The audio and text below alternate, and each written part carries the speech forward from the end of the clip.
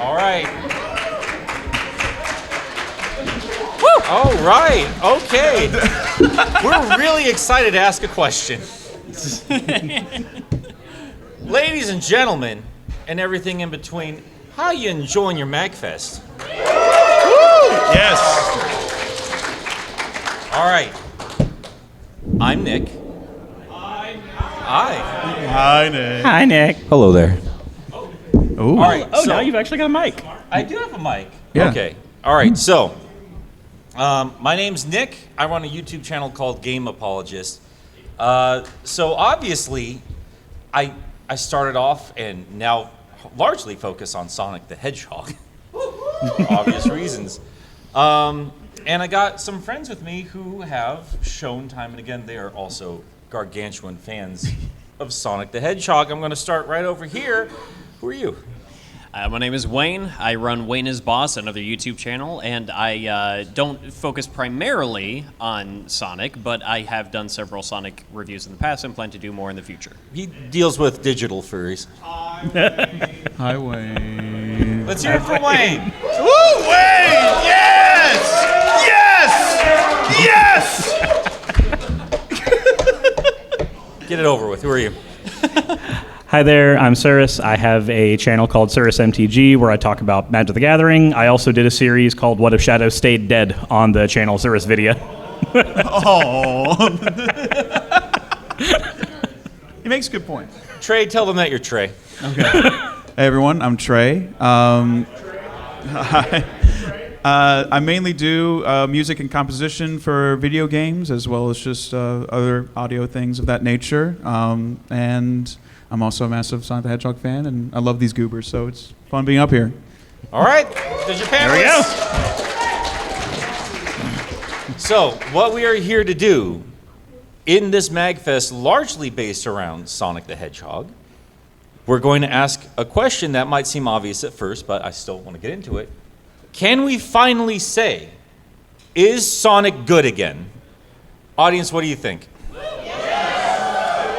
Interesting. What we got? We got a lot of these in the audience. Some so-sos in there. Okay. I hear you. I really want to hear what you guys have to say. So the back half of this panel is going to be a Q&A session. So whatever your hot takes are, whatever your questions are, once we're ready to do that, we're going to get a line going right over here. Trey will grab that microphone, hand it off to you, ask it, and we will do our best as fellow Sonic fans to give you our thoughts and opinions on that. So, all that said, we're first going to at least talk about what is a Sonic. I fell in love with Sonic from the very first game. I'm an old man. The way I can describe the first time Sonic was good, in my personal opinion, from my baby brain, was there was simply nothing else like it. I had a NES, had Mario, loved Mario, all that other stuff. But then I remember going to a store and seeing Green Hill Zone for the first time, and I could not believe what a video game on a regular TV was doing. Because we had arcade games and stuff like that. Yeah, sure, absolutely. Like, his character design was just perfect, and it was weird, and it was different, and it moved so differently compared to any other platformer I had ever seen. And if you're familiar with my channel, you know I've discussed that plenty of times. I have argued that Sonic was very, very good from the very beginning because he was built with the intention of taking down Mario. And, Gilly, sit down. What are you doing? So, we're just going to stop until you guys are, okay, all right, there we go. Intermission. So I probably don't need to explain that to a lot of you folks here. The classic games, as tired as some younger fans are hearing about them, they set the standard as far as I'm concerned. They were high-quality games. Sega treated this little blue rat like royalty, and the quality just got better and better. Sonic 1, I felt, was very experimental. It had a lot of traditional platforming stuff in there, but what made it different is what stood out. So Sonic 2 doubled down on that, and you saw the confidence in that design. Sonic 3 and Knuckles, one of the best games ever made. Yep. Sonic CD, Yeah, Sonic CD. weird as it is, what a vibe. man. Better than Sonic 2. What? Ooh. That's a take. Yeah. You feeling okay? You getting a little sick over We're there? gonna stop everything and talk about that instead. Sorry, getting a little that concrete. I don't know what that was. So, real quick, boys, you want to kind of give your thoughts? Like, where did you start with Sonic? What made him good to you? Sure. So for me, I started out playing Sonic on a friend's Genesis. I didn't have one growing up. I was a Nintendo baby, so of course the first Sonic games I got my hands on that I owned were Adventure 2, Advance, and the Mega Collection. For me, it was the stories. The fact that the medium of the classic games was still very obviously telling a story, even in a nonverbal way. The fact that Adventure 2 had a very, very involved story, especially for someone who was like 10 years old at the time. That was one of my first experiences with a very strong game story that focused very heavily on its subject matter. It was a fantastic time to begin being a Sonic fan at that time for me. No, agreed. Almost a similar story. I remember playing it at a family. I played Sonic 2. I guess was my first Sonic game. I played it at a family friend's house, and it was great. Never really got invested. It was the classic like Chemical Plant song, "Kick My Butt," you know. So, and I was like 5, you know. So I didn't even. I'm surprised I got that far. But my first real exposure, I think, to what made me fall in love with the series is. So to give some context, my dad used to be a youth pastor, and back then they used to have like little video game kiosks in like the gym and stuff like that. He had the Xbox, PlayStation 2, and Dreamcast, and he had the Generator 1 demo disc. And I played Sonic Adventure through that demo disc like so many times. I just love the aesthetic of it. It was my first introduction to like a lot of things that I fall in love with now, like, you know, the music and all that stuff, gameplay mechanics. I still think Sonic feels the best in adventure in a 3D context. Like, it's almost no question. Although Shadow Gens did a fantastic job, to be fair. And yeah, and funny enough, I have that same Dreamcast and demo disc at my house now. So I have it with me forever, and it's awesome. Hell yeah. Wayne. As a kid, I was familiar with handheld gaming, mostly through a Game Boy, arcade games in the back of a Pizza Hut. MVC2 will always be with me forever because of that. But console gaming was a little bit different. That was when I was visiting my Aunt Lori, and my cousin Lynette was there, and she and her partner at the time had a Sega Dreamcast, and with it, a copy of Sonic Adventure. It recontextualized what video games were to me. And it was not just about getting from point A to point B, anything like that. When I was a kid, those levels were not just levels, they were all hubs to explore to me. Right. I didn't understand how it all worked, but it was magical. And so it introduced the idea that you not only go out there and adventure, but you actually find things as a result. Okay, there we go. Yep. There we go. So, just round of applause here. How many of you started your journey with Sonic with Genesis games? Okay. Thank you. How many of you started on the GameCube? Okay. And how many of you have become fans after that point? How many of you are newer fans? Like, I'm talking like 360 and beyond.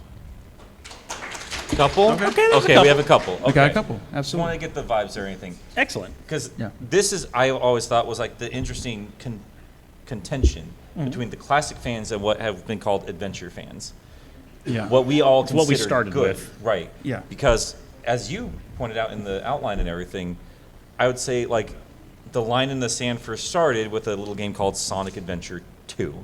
Yeah, a lot of that was because Adventure 2 was, if you were a Nintendo kid, that and Sonic Advance were kind of the first things we got that would let you experience that. Again, if you weren't going out to a friend's house or your family didn't have a Genesis. And so your gold standard for what a Sonic game was kind of painted by that. If you played a Sonic game that didn't have an involved story, that didn't have a Chow Garden, that was a big thing for me as a kid. Heroes came out and it's like, this doesn't have a Chow Garden. The game sucks. So real. A lot of times our standard for a good game is the first one we fell in love with. And I do think it's weird. Like, you know, through the years, like going through my channel and everything like that, there is something to be said about like, it's okay to look back at something you liked as a kid and saying, this kind of sucked. But at the same time, I think it's interesting to look back at something and be like, why did you fall in love with this as a kid? What grabbed you? Yeah. Yeah. And what I find interesting about Adventure 2, and I'll let you guys talk about it in just a second, is like, I've always loved Shadow. I loved his design, loved that stuff. Did not like his story. And I didn't like the Chow Garden, and I didn't like the President, all that stuff. And I think it's because, which is weird because Adventure 1 is my second favorite game in the series. Yeah. But I think it's because Adventure 2 started focusing up on stuff, and I was like, oh no, things are changing. Yeah, like Where's my hub world? Yeah, like it's a thing where Adventure 1 still held a lot of that classic Sonic DNA within even its aesthetics and even like game design, I would argue. It's like the remnants of like the Saturn version of that game.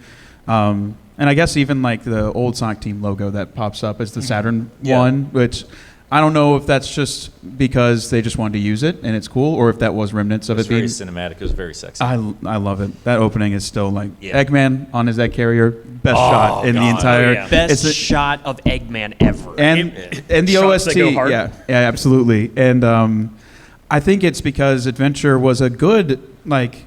Of course, I wasn't really like conscious, I guess you could say. Like I wasn't in like the fandom whenever I was 6, but I can imagine looking back retroactively. It's like, okay, this is a pretty good transition, I guess. Like despite Sonic's rough Into 3D? despite No. despite Sonic's rough transition to 3D, I can imagine someone who loved Sonic 3 and Knuckles and then going into Adventure and not feeling too ostracized. But then Adventure 2 really leaned into the modern designs, and that was the true beginning of modern Sonic, was Adventure 2. It's so confidence design. Yeah. So Yeah. go ahead. If I may, like, that was always kind of the sense that I got even as a kid, like playing Sonic Adventure 2. I was very hyped up for that one, partially because I thought Shadow looked cool. Yeah. Same. That's true. And because I was expecting something that felt like a direct, expansion on what I loved about Sonic Adventure 1. Same. But the way that I always felt about it as a kid was that as much as I loved Sonic Adventure 2, Sonic Adventure 2 felt like a 90s action flick to me. Sonic Adventure 1 Yeah. felt like a video game. Yeah. Okay. All right. I feel you there. I wanted to bring up those two games specifically because I feel like since time has passed, those two are brought into contention more than any other one. Yeah. So I want to ask the audience here, how many of you feel Sonic Adventure is a good game? Woo! Yes! Okay. Okay. For the courageous ones, how many of you feel it's a bad game? Got a couple? Okay. Oh, we got somebody brave. So-sos. a little bit. Yeah. Like The big fishing levels are good. No, don't do that. No. Don't do that. No. the big fishing levels are only like 15 minutes as well. So, That's 15 minutes of torture is still torture. so. This is why I find interesting. Like the conversation questioning Sonic's quality really starts kicking off there. I think it kind of Yeah. retroactively because you could still tell that Sega was trying really hard with Adventure 1. Oh, yeah. Oh, Certainly with absolutely. Adventure 2, even with the thing. This thing's buzzing like crazy. Sorry. But you could still tell like there was a lot of passion in both of those games. So yeah, like whether or not I felt anything about Adventure 2 compared to Adventure 1, I still liked the game overall. Absolutely. Yeah. Now I want to know from you guys, what was your first bad Sonic experience? Ooh. When did it go bad? When did the hog go sour? I'm going to be honest. It was twofold for me. One of it was playing Heroes. It's in retrospect. In retrospect, I like Heroes a lot, but Heroes started the trend of why do I have to hit this enemy multiple times? Why do I not have my extra side thing in my game? Because again, Advance, health Adventure bars, 1, Adventure yeah. 2, all of it had that extra side thing with the Chow Garden. Where is my extra thing that gives my game more longevity? Where is all of this stuff that I'm missing in this otherwise pretty decent game? And what the hell am I doing with the Chaotix? And then the snowball happens after that where we get Shadow the Hedgehog, where they go, hey, remember that Team Chaotix thing that wasn't great? What if we made the whole game that? Okay. It. Wayne? My first bad experience with Sonic the Hedgehog was hearing the opening to Sonic Heroes. Oh. I You don't like the hate theme? that song. You don't like the theme song Sonic Heroes? I hated that song as a child. Wayne comes up. It and made Wayne me goes down. embarrassed. I do agree to a point. I don't like. This is gonna sound very like counterintuitive, but like hear me out. I don't like it when songs are so on the nose about their subject matter. Yeah. You know, like even down to like I'm here from Frontiers, what they saying across these new frontiers. You know, like it does kind of like it is like a natural cringe, but I think the song is still composed very well. Sonic Drake. Heroes is yes. What's your first bad Sonic Yes, experience? sir. It's since I started so early, like a lot of it I didn't even register as bad until much later. I think the first time I had a not so good experience, not terrible, but the one where I was thinking to myself, maybe this just isn't for me anymore, was Sonic Colors. That was mine. Interesting. That is It's interesting. because, like, for me, look, 2D, 3D, I don't care as long as it's fun. But my lord, was there people talk about stop and go gameplay in Sonic 3? That's all that Sonic Colors was for like at least 80% of the game. I love the aesthetics of it. I love the soundtrack. I think sometimes they go a little bit too like the theme song. It sounds a little dense to me, if that makes sense. But That's fair. I think that was the first time where I was like, not necessarily saying it was bad, but maybe it's like, am I growing out of it? You know, because everyone else around me was like, this is one of the best Sonic games ever. So I'm just sitting here just like, okay, am I just crazy? I guess so. That's an interesting take. Yeah. So like, I mean, there were always games that I didn't quite completely vibe with. I like Spinball well enough. I feel like I was just enough of just being a dumb kid. Like it's too hard. It felt fun. I never got to beat it, but it felt fun while I was playing it. Was like that. The Game Gear games I was very whatever about. Sonic R I understood wasn't very good, but I still loved it. You know, Yeah. but I loved that it existed.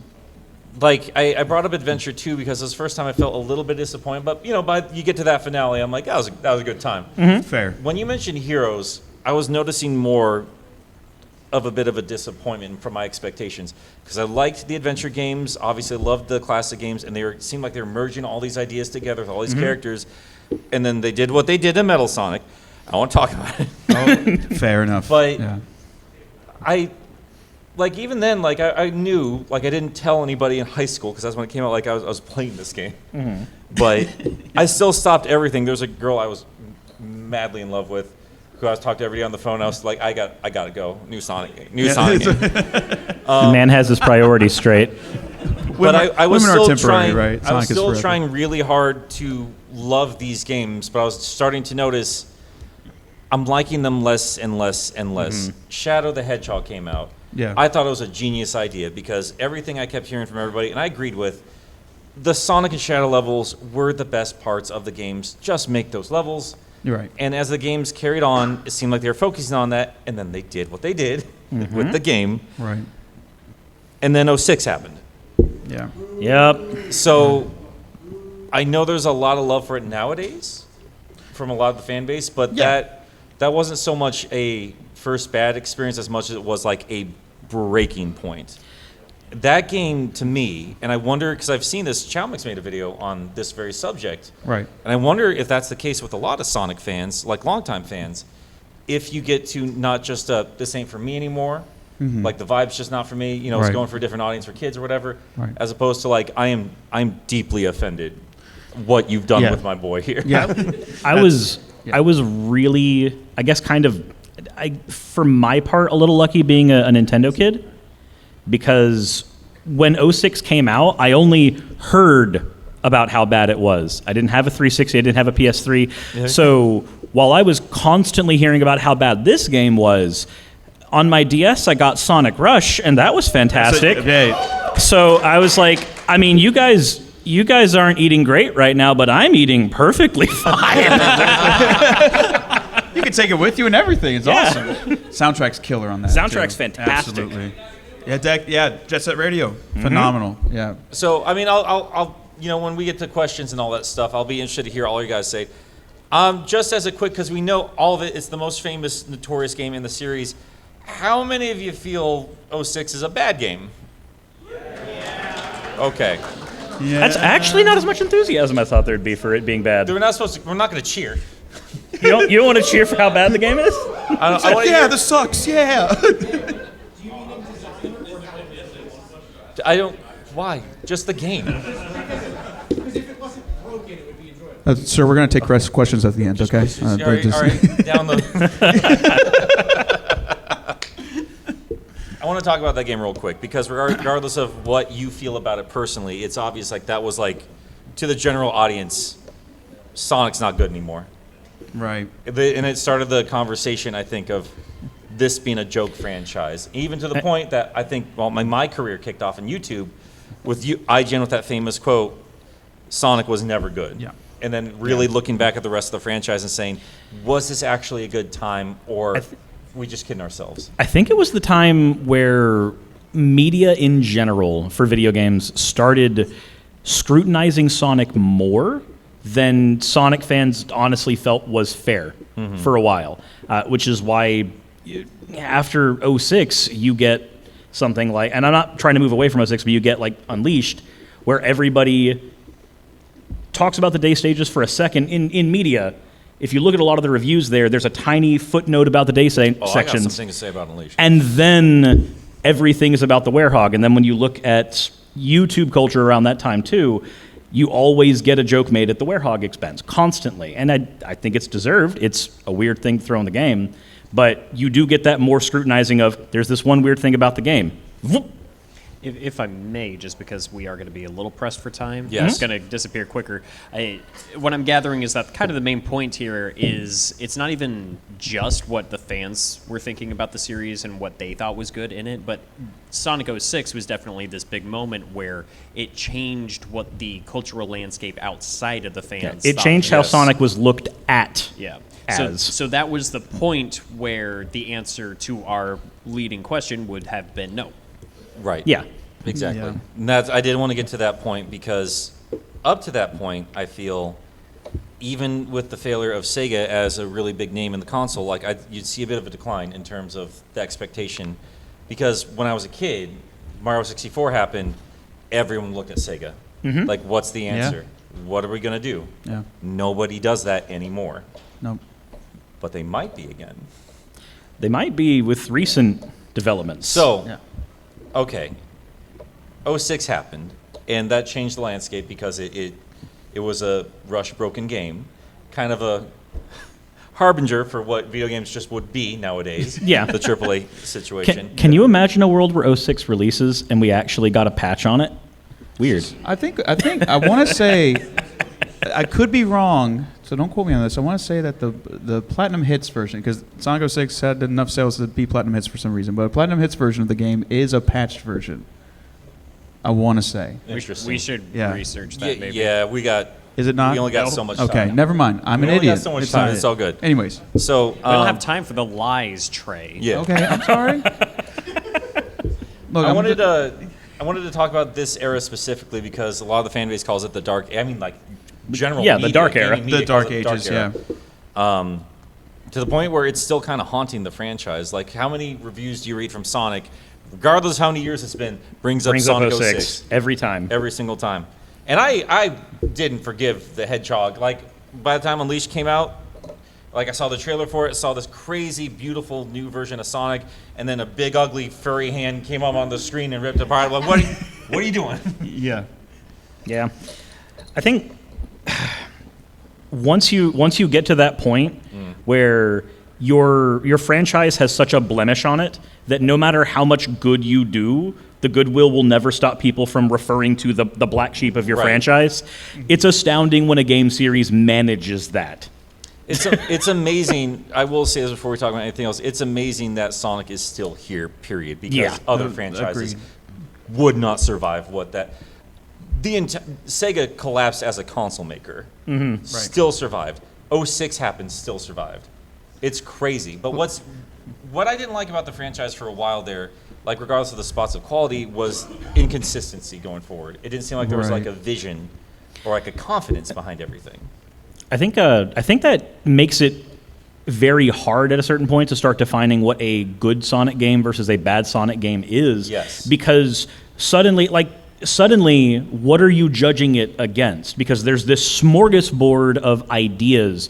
You have a pick-your-own-adventure style attempt at Sonic Heroes on ice. You have a broken mess of a game in 06. You have handheld games that are holding up, depending on which one, they're holding up by okay. Sonic Team, but yeah. And then you've got stuff like Unleashed, where some people are willing to judge it on the merits of what it is in the daytime stages and ignore the nighttime stages. There's some people that love both. But now suddenly if another game comes out that focuses on one portion of that, is that a better or worse game, or is it just a truncation of that? Even if the game feels better to play, it gets really hard to say this is good, this is bad, when parts of the games just constantly get cut out, reformatted, and changed over and over. Yeah, absolutely. But colors is an interesting topic. Yeah. Because like a lot of like general media was considering that to be a return to form for Sonic. Yes. But Trey, and you're actually I'm not alone voicing in for a this. lot of folks Yeah. here. You didn't like it at all. I think it's a thing with colors where I knew what I liked out of Sonic, but it is what the franchise needed at the time. The Colors was basically a pretty hard reset for everything that was beforehand. It did away with, Whisper are kind of gimmicky, but they're pretty fun and they don't really like get in the way of the gameplay that much. But they did away with like the melodrama stuff and they focused strictly on Sonic. That's why I think a lot of people see it as a return to form. Going back to play it, I like it more as like a Nintendo Wii game because it's like, man, this is running this. It's beautiful. Sure, It's sure. great. So I'm very impressed with the technical aspect of it as well.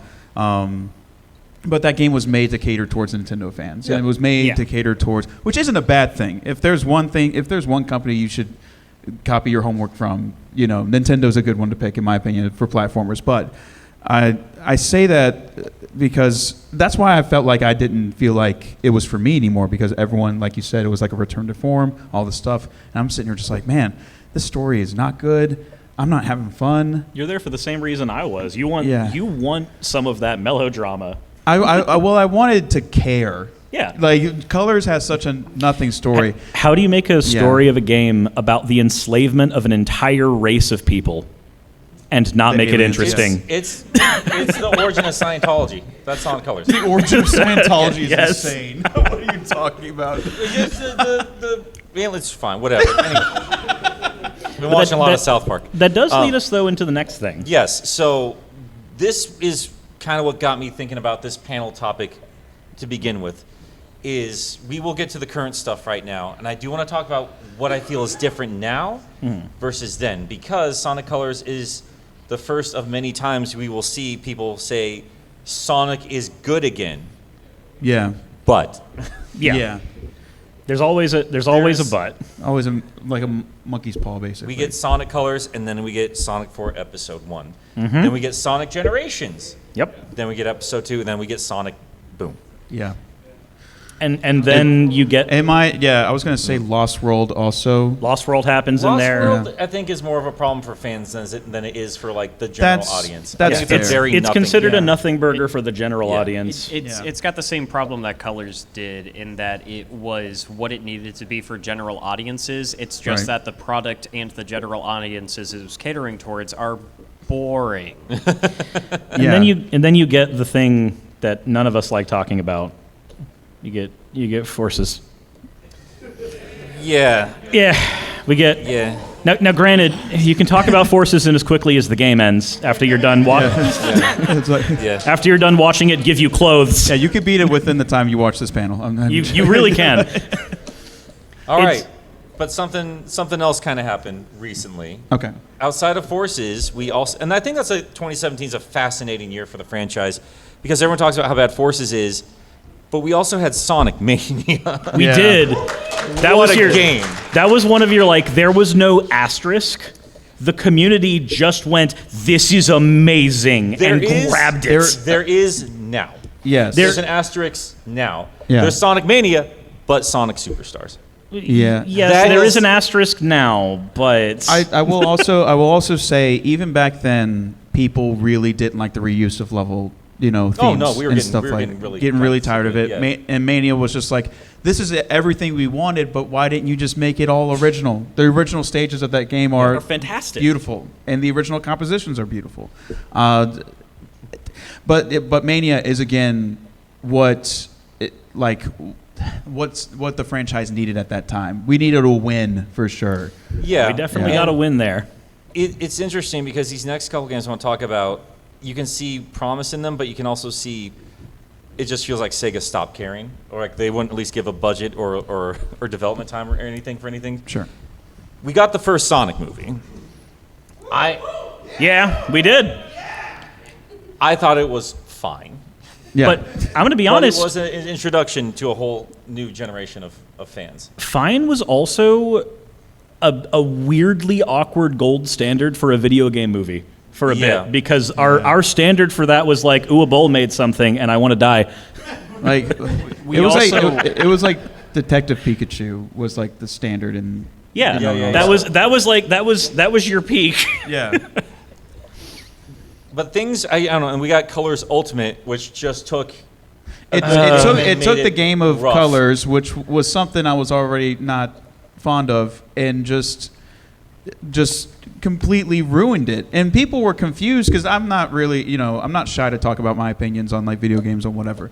But like, so people were like, "You don't even like colors. Why are you so mad at this?" I'm like, because it's a layup. This was the chance to It's- make it's it a- good. It was a chance to Yeah. just bring this to a new audience. And that's good from a general perspective. Like, forget what I say about it. I'm not the overseer of anything, I don't like it, but that doesn't mean that other people who are fans don't deserve better, Sure. So Yeah. there you go. But we had to bring up just a casual re-release. The first movie, I think a lot of fans kind of overlook how big of a deal it was Absolutely. for Sonic, Yeah. especially because they were originally going to make him look like an actual rat man. Yeah.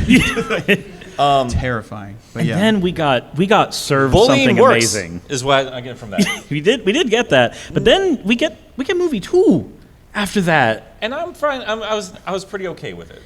I- But But yeah, there's the asterisk. There's always no, the here's asterisk. the interesting. Now I'll let you guys talk. You've been very quiet for a bit. I'm very sorry about that. Like Sonic 2 comes out and Sonic Frontiers comes out, and those two have a lot of things going for them, but also some big glaring blemishes. I feel. I can agree with that. How do you guys feel about that stuff specifically? I feel the exact same way, and it is sort of like kind of like what Trey was saying, where it was what we needed at the time for the franchise. But I would say that both Frontiers and the second movie were trying so much harder than Sonic Colors was, and it Agreed. showed. I agree. And it was also coming right off the back end of the contrast, where we saw what that first movie was going to be. Yeah. And we had a direct line of comparison with the second, with the final first film. So when the second film comes around and we're seeing like all of these things kind of getting brought back in Frontiers, we're starting to hear all these references and everything, which that's a discussion we're not getting into, I don't think. Fair. But it did mean something to us that we were hearing more from fans that grew up with this stuff that were working on it now. What I find interesting about Frontiers is I do have a lot of problems with it in terms of general design, but it's a very very rushed game. It's held together Yeah. by sticks. I think it's fascinating that it's still fun regardless of that. Yeah. And Yeah. something very interesting that I think still gets kind of overlooked is something that was chugging along and doing really good since, ironically enough, the year that Sonic was declared dead, 2006. The comics were good. The Yeah. comics were really, Yeah. really The good. comics were definitely engaging that entire time. And the main writer, the dude who started that trend, all these years later, wrote a script for a Sonic game. Yeah. One of the guests of MAGFest 2025, by the way, Ian Flynn. If you haven't seen any of his panels, shame on you. He's lovely to listen to. Absolutely. But, I mean, there was still contention, is what I'm saying, about, I'd say, the wedding scene with Rachel Yeah. and all that stuff. 2024 happens. Yeah. And we get two very important things. In the theaters, we have Sonic the Hedgehog 3. It's Yep. it And on Cinema. consoles and PC, we get a re-release like we did with Colors, but now we have Shadow on board. Yes. With Sonic X Shadow Generations. That deserves some praise. Yes. Shadow Generations feels like every single thing that I have wanted out of a Sonic game for the last 20 years hand delivered to me on a silver platter, and it also remembered everything that I cared about and said, don't worry, that mattered too. Which is something I haven't felt in a long time for this franchise. Yeah. It also brought back elements that I wasn't a fan of. You know, I didn't play 06 as a child. It was later. I didn't really like it. But I am very happy that Sega is no longer shying away from that part of their history, and they're embracing it and making it fun, making it very cool. Like the Mephiles boss fight was super engaging. Kingdom Valley is still the best level in that game. Kingdom Valley, like that's the thing. These elements that were considered like we demonized them, and now they're celebrated because they're put into a package that really cares about its history. You know.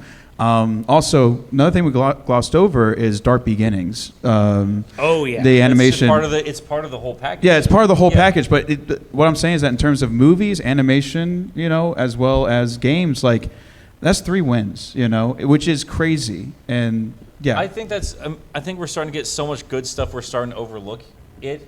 Sure. And what I've noticed, I wanted to bring up Sonic Prime because a lot of fans don't like Sonic Prime. Right. But I think fans' expectations have started to elevate. Oh, yeah. Which I am so happy to see. Yes. I like Superstars fine, but other Sure. fans saying we deserve better, I've been wanting them to say that for 25 years. Yeah. That's a huge change. Yeah. 2024 was essentially the year of, how's the view from the cuck chair, Sonic? I wanted to bring this up because this is what I think is different when we ask the question, is Sonic finally good again? I say yes, and not only that, everything else that was bad, we're rewriting history. And we're going to tell you, no, there was something worthwhile here. Yeah. And Shadow was the savior of the Sonic franchise. Yeah. If you can take, I've 2 experiences. One, if you can take a whole bunch of things that, like Trey said, were things that were originally considered blemishes on the franchise, and you can rework them into something that people care about, that is a fantastic note to send a game off on. The other thing, small personal story, there's a friend of mine who does not like Sonic at all. Can't stand it. His wife, even further away in that opinion, barely knows anything about the character. They took their kids to go see Sonic 3. We were at the card shop playing Magic, and his wife sent him a message saying, I don't understand. Why do I care so much about this hedgehog now? Why do I care so much about Shadow now? It was so weird, but it's fantastic. That's again, like I'm noticing something different than I've ever seen before in the franchise. I've constantly said on shows and stuff together with you guys, like you don't become a Sonic fan as an adult. I've met many people this that are weekend. starting to become one. They're just like, I watch, and Shadow, like what's going on there? What's up? Right. Yeah. Yeah. It's so at the card shop that I go to, I've been setting up my laptop in between rounds, just trying to get better times on levels in Shadow Generations, and just people coming up to me going, I want to play that. Yeah. That looks so good. Like, yeah, it feels good. I'll just hand the controller to them. That's the other thing. A lot of Sonic games, you hand somebody a controller and there's that adjustment period with the jank. Yeah. Yeah. There isn't that as much with Generations. I can hand it to somebody randomly and they just you can see them just get it. And it feels good. Never before in any of the 3D games. Never, ever, ever. I've Mm-hmm. gone through each one of them. You guys can just call me out if I'm wrong here. They've never had all their mechanics work in tandem with each other before. Not like Shadow this. Generations does that. Fishing? That helps with the rest of the game when you play Sonic? I want to hear you when you. I come like on this over guy. here. All right. So, are we about that time? I think we're close to that time. Before We're close. we do, Okay, fair enough. are we all in agreement Sonic is good again? We gotta go. I'm interested. We'll have a chat. Yeah, I'll say that in terms of, because also a big thing is public perception as well. Yes. we can find this stuff good all day, but like if the general public is still like this is bad, then like a lot of people are still going to find it that way. Right. Now, I have never seen such a huge paradigm shift. Sure, there was like little ones like with colors and with generations and stuff like that. People were like, okay, this is fun. But like now it's like you guys said, like people are becoming fans as adults. Yeah. And it's like, it's bigger than it's ever been. Ever. Even like Even the 90s. Even the 90s, Yeah. where they beat Nintendo, you know? So it's like It was a smaller industry back then. Oh, for sure.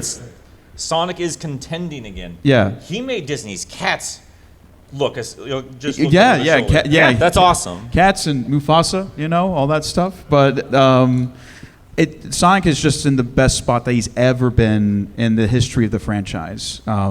Despite numbers and all that stuff, I think public perception is a huge tool when it comes to that. So he is seen in the most positive light Yes. in the public eye since his conception. Yes.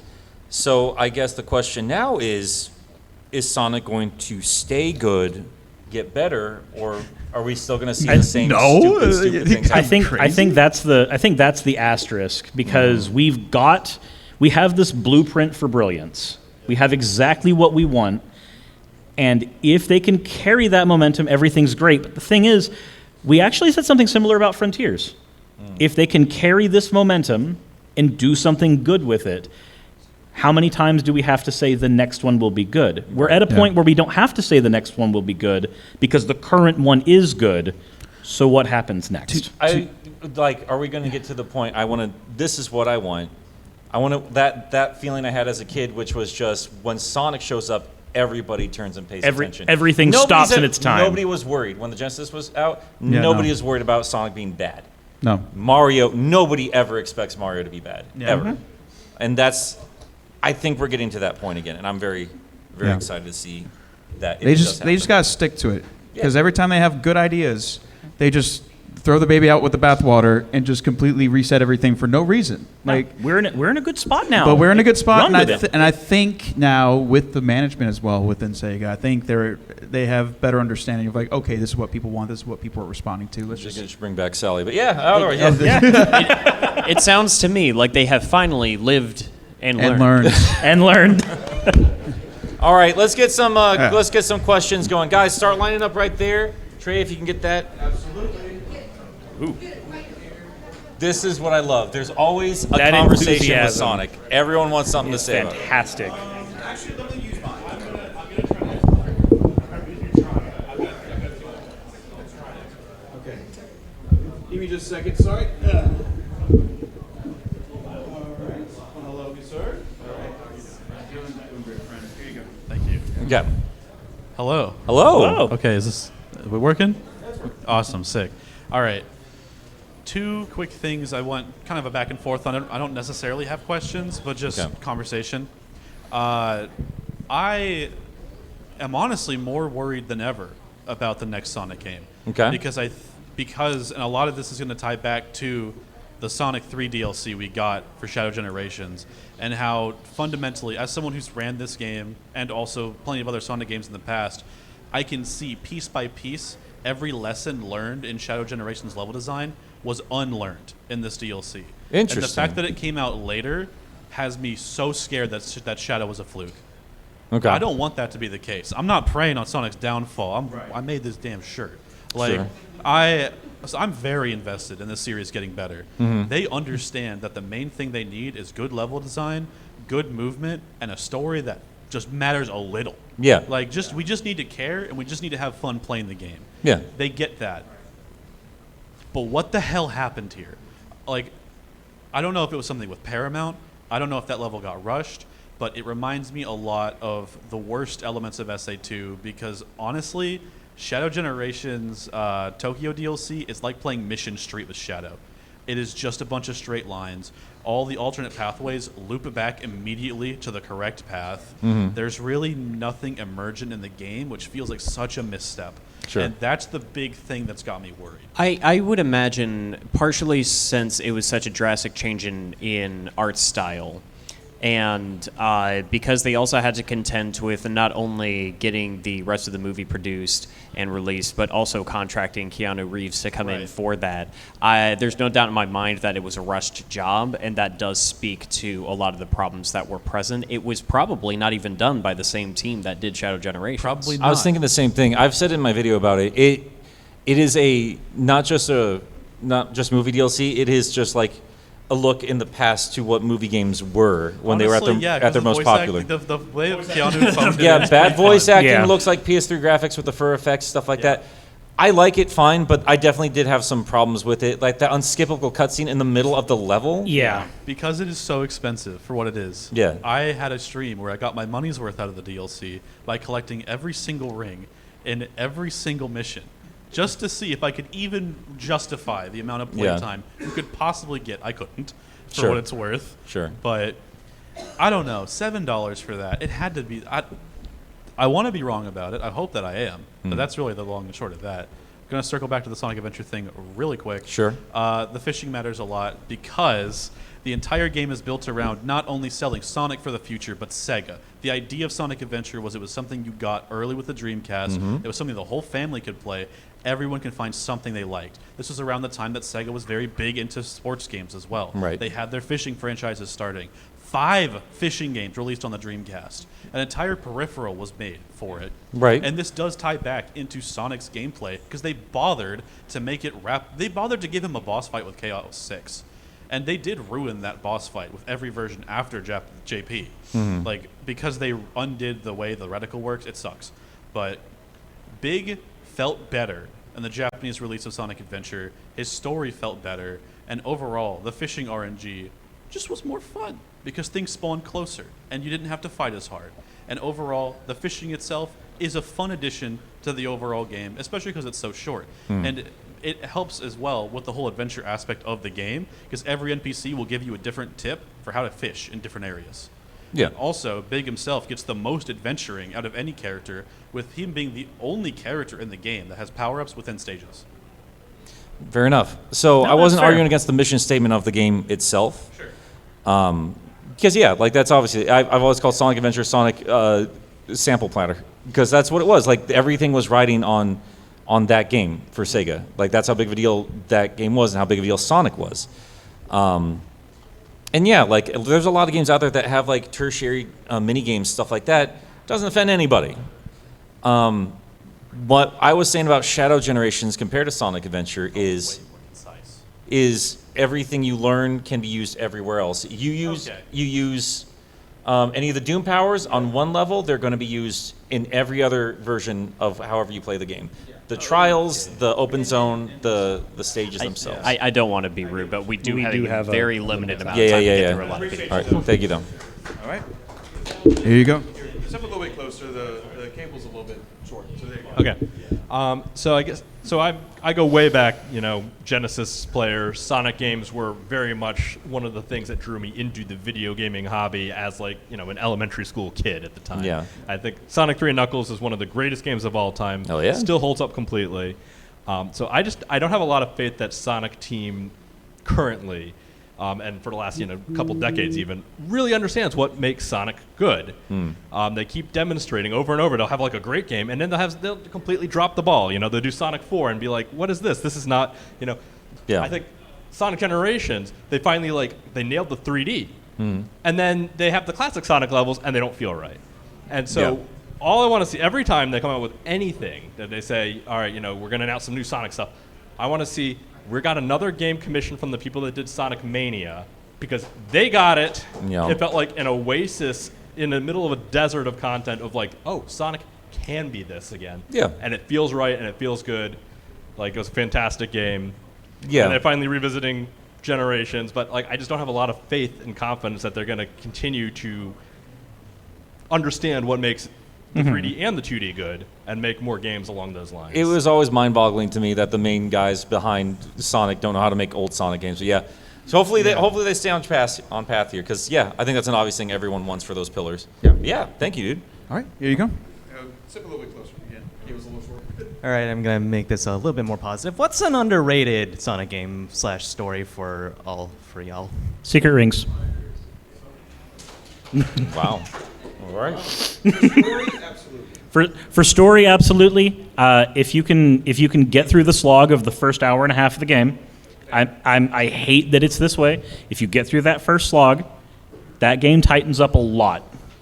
Fair, but you still have to get through that hour and a half. You do still have to get through that hour and a half of Big's Fishing. I did it know. as an 8-year-old, so like it's possible. Fair enough. But What do you got, Trey? For what's your underrated? underrated? I don't know. Like, I feel like a lot of stuff I like is already considered underrated in terms of the franchise, Sure, anyways, sure. because I'm a weirdo like Yeah, that. We get it, you're a hipster. Oh my gosh. I'm blanking. I have no idea, honestly. Go for it. Based on an experience last night, I want to spend more time with it, but 3D Blast? Yeah. Saturn version, actually, I Yeah. agree. Yeah, Saturn version is fantastic. there's more to appreciate. Yeah. For me, me and Chadwick got this question at Expo. I was Yeah. gonna say R, but I think at least within the fan base, there's like a lot of like love for it. There's definitely We a had a love concert with TJ with Davis. TJ Davis. Yeah. So I'm gonna give the answer I gave there. Yeah. The one that Chadwick gave too. I don't remember how it went. The Advanced Trilogy. yeah. Yeah. Easily the Advanced Oh, Trilogy. yeah. Well, I mean, I was going to say something in terms of handhelds, but I don't feel that's like underrated. I think they're Sonic just Battle, so- actually. Sonic Battle's story is fantastic. Actually, yes. Absolutely.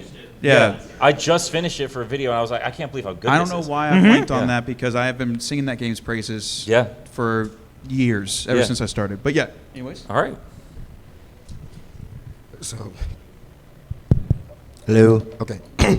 So let's talk about Mario Kishimoto. Started directing the games with Sonic Colors. Went on to actually started with being the lead game designer of the Storybook series. Directed Colors, then Lost World, then Forces, then Frontiers. His name is nowhere to be found in the credits of Shadow Generations or Sonic Generations. Right. Concerningly, the most critically acclaimed game since 2010, I feel. Sure. We know that after Sonic Frontiers pretty much saved his career, so he's going to be directing again. My question for each of you and you: do you trust him with the next game? I've yet to completely believe in him. Frontiers put me in more of like a little more confidence, but there's just so much messy about it. It's Yeah. still hard to tell if that's something to blame on him or more just, let's be real, crunch time and Crunch limited time, budget. small team. I think it Small was like team. 60 people were working on it, which is not big. But I do think it's important Yeah. that if you're a good director, Yeah. you also understand your limitations and you work within them. You make Because a there game is- with a lower scope. There is feature crunch or bloat or whatever the heck it's called. Yeah, it's bad in that game. there's a lot of filler with it, and So yeah. I'm curious to see what he can do with a bigger budget, and I'm very much a wait and see with him because I've not been super confident in his legacy. He's with the a franchise. from what I understand, he's an arcade game designer, Sure. which can work just fine. That's not a bad thing, but like I feel like with Frontiers there was like a clashing of those things. Yeah, we'll just have to wait and see. Yep. We don't know yet. So let's go on to the All next right, person. thank Thank you. you. Yeah. Oh, Thank you. did y'all want to say anything? Yeah, specifically for me and Wayne as well. So Wayne, It's an important role in the development of a game, but it's a miracle any of those games come out to begin with, and they are never made by one person. Very true. I think piggybacking off of Wayne, same thing. If you can get some of the people who are working on Shadow Generations to also be under his lead, maybe we have magic. Who knows? All right. My question is about who Sonic is for these days and how we balance that. I was wearing this hat at a party last night, and someone was asking me if I'd seen the movie, and I said, no, I haven't, but I'm not really all that psyched about it because it's clearly not for me. You know, old heads like us who grew up with a certain version of Sonic, this movie is clearly something else for a younger crowd. On the other hand, you know, Shadow Generation seems to tie back into a lot of old stuff, bringing back a villain that hasn't been seen in 20 years and so many other things. I heard Ian Flynn mention some plot point from Sonic Adventure 2 that tied into how he set up the Shadow arc in this one. And, you know, that's cool for folks like us, but, you know, if I were 20 years younger, I'd be like, what the hell is he talking about? So how do we talk about Sonic given the different versions out there and the different ages who might have different attachments to him? I actually have. Sure. I think an answer. Frontiers was the first time we've seen kind of like a, I guess, an attempt at bringing everything into a cohesive narrative. I think the movies are great at bringing people in. The games, I still feel like, are the main bread and butter. Like, that's what should represent Sonic the best. Sega will always see it that way. Yeah, absolutely. And I think that should be the case. So I think the movies bring people in, and they've been doing great. And then the games are like, this is what we're all about, basically.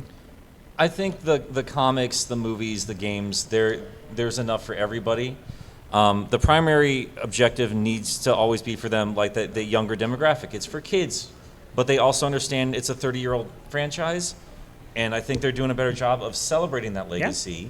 I think they could still do more with some tertiary stuff, or like the satellite media. But I mean, that's a bigger conversation for another time. Like Sally?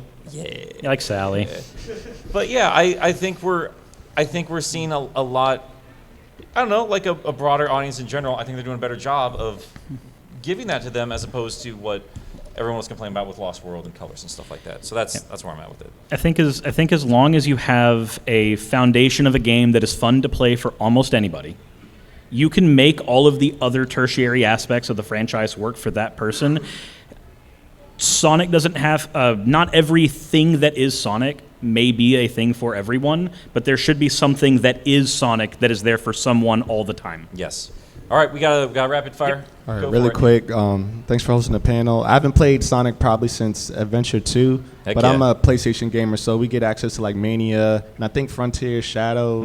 Are there any other titles you would recommend me checking out, like maybe Frontiers or not? Maybe I can skip that one. I'd say still give it a shot. Give it a shot. I think it has its moments. It's fun despite itself. When its moments happen, they happen. The highs are worth it. Yeah. Absolutely. Yeah, give Frontiers a shot. Yeah.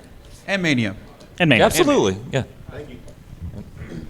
Okay, so this to give context to this question, I was recently playing Sonic Heroes and Shadow the Hedgehog, and as I was playing them, I kind of noticed something, and this is coming from an outsider to Sonic the Hedgehog. Like, do you feel Heroes was kind of where Sonic picked up the bad habit of throwing in gimmicks? Like, Heroes had the team mechanic, Shadow had different paths, Unleashed had the werehog. I think that was Adventure, and I think Sega learned the wrong lessons from each game from that. I think it's been a blemish that's been with the franchise for a very long time. I think that they felt like, oh, we had multiple game varieties, we have to do that every time now. That's kind of where I feel like it came from. I was going to say it started with 3 Knuckles. Oh, fair enough. That's the cartridge gimmick. That's an interesting. Not even that, like stuff in the. And I don't mean that in a bad way. I think it was handled incredibly well in that game. Yeah. But that's where it started. Gimmicks are not bad. Yeah. I feel like people see gimmick as like a bad word, but it's I think the Zelda series taught me gimmicks are okay. So, yeah, let's just ask where it was from. We got to keep going. Absolutely. Sorry. Your question. No, you're good. A big fan of the channel. I just subscribed thank recently. you so much. Thank you. So you mentioned Sonic Secret Rings. That was one of my very first games that I started playing when I was younger. Do you think it would have succeeded if they made more of the Sonic Storybook series, like after Black Knight, or you think it would have gotten boring? Oh, sorry. Oh no. I think it's definitely the kind of concept that you can do a lot with. There's obviously a finite amount of things, like Sonic goes to Greece, Sonic deals with the Norse gods. Like there's obviously avenues to go to. There's a finite amount of it, but I think you can make it interesting if you've got a good writer. That's the biggest thing. I think unfortunately, and I wonder about this, I wonder if there's just like the money men behind the scenes that were just looking at the numbers and seeing where it was trending, and they might have just said no, honestly. Because they did not get a lot of good reception when they came out. So unfortunately, I nowadays maybe, but I don't think at that time, no, probably not. They should put another storybook game in development right now, and it should be a turn-based RPG. Yes. Fair enough. I consider Frontiers to be a third storybook game, actually. Just next person, Trey. Nobody cares. No one cares. Thank you, Trey. Thank you. And thank you guys for bringing out like most of Sunset City here. Hey there. Thank you. Podcast. So now that we've discovered recently that Sega essentially owns all Sonic IP, including the Freedom Fighters, what's one thing that Sega could do to, what's one thing that could get Sega interested in using the Freedom Fighters again? Because we know that Rally for Sally kind of failed, and that we've seen Sega use the resistance idea against Eggman multiple times officially. So what could they do to? Stubborn managers can leave their job. It is an arrogant. It is just a couple people, and they're being arrogant idiots. That's what it comes down to with all this kind of stuff. I'm mad as hell about it, They could at least release some legacy stuff. They can work with Archie to bring stuff back, so people can appreciate Some reprints the at the very history least. of Yeah. this thing. I would love to have reprints, even though I'm not the biggest fan of it. Or It'd just be like for great. adult fans, like get first 4 figures on this stuff. Absolutely. So that's There you go. what they could do. They could just make money. There we go. Good, you too, dude. 3 short sentences. First, Trey, thank you so much for saying what I've been saying about Sonic Colors for years. Thank you. I'm here to be right. We got 1 minute. We got one Come on. minute. Second, I'm terrible with names. I was wearing that exact same shirt yesterday, and I'm Oh, heck so yeah. mad that I didn't. Oh, it's- Third, I don't have a third. That was a joke. oh, thank you. All right, guys, we Come on. gotta wrap it up. I'm so sorry. If you guys want to talk with us, we'll be right out there. But we are. Are we out of time? We're out We're of time. we have We're out of yeah time, we so are sorry. at we just hit the 11:30 right now. Guys, thank you so much for hanging out with us. Thank y'all for coming out. Thank you so much. I'm so sorry, guys, but yeah, we'll be around for more.